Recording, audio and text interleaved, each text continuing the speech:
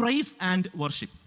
ഇതെന്താണെന്ന് ചോദിച്ചാൽ കൈയടിച്ച് വാദ്യമേളങ്ങളുടെ അകമ്പടിയോടുകൂടെ സാധാരണയിൽ കവിഞ്ഞ ഉച്ചത്തിൽ ചെയ്യുന്ന ഒരു ആരാധനയാണ്.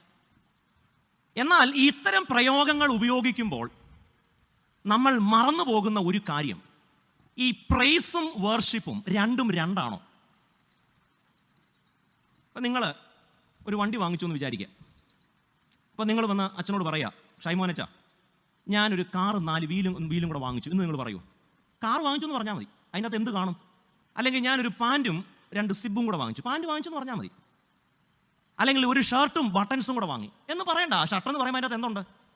അപ്പോൾ ഈ പ്രൈസ് ആൻഡ് വർഷിപ്പ് എന്ന് പറയുമ്പോൾ ഇത് രണ്ടും രണ്ടാണോ? How can you worship without praising? ആരാധനയിലെ പല ഘടകങ്ങളിൽ ഒന്നാണ് മഹത്വീകരിക്കുക എന്ന് പറയും, സ്തുതിക്കുക എന്ന്. ഇത് രണ്ടും രണ്ടല്ല. അത് നമുക്ക് കൈയടിച്ചോ ഉച്ചത്തിലോ മൗനമായോ ഒക്കെ ദൈവത്തെ സ്തുതിക്കാം. ആരാധനയ്ക്ക് പല ഘടകങ്ങളുണ്ട്. അതിൽ മഹത്വീകരണമുണ്ട്, ദൈവത്തെ മഹത്വപ്പെടുത്തും, ചെയ്ത ഉപകാരങ്ങൾക്ക് ദൈവത്തെ സ്തുതിക്കും, വന്നുപോയ കുറവുകളെ നമ്മൾ ഏറ്റുപറയും. ഇതിനെ എല്ലാത്തിനെയും കൂടെ ഒരുമിച്ച് പറയുന്ന പേരാണ് ആരാധന.